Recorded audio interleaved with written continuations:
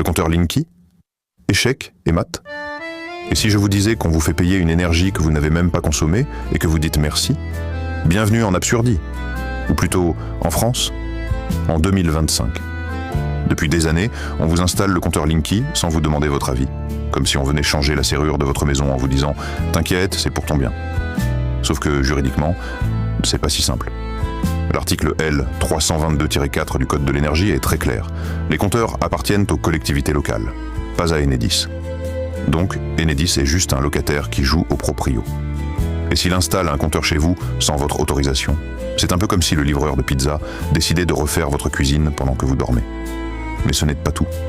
Le Linky ne mesure pas, il calcule.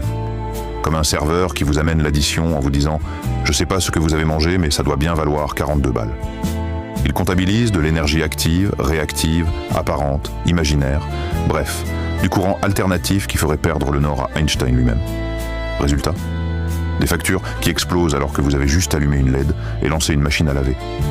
Et on n'a pas parlé de vos données. La CNIL l'a dit noir sur blanc. La collecte à la demi-heure impose votre consentement.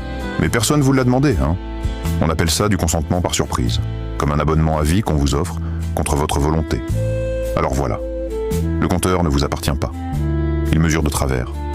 Il collecte vos données sans accord. Mais c'est vous qui payez. Et en plus, vous vous sentez coupable si vous osez dire non. On est sur une arnaque douce, parfumée à la transition énergétique.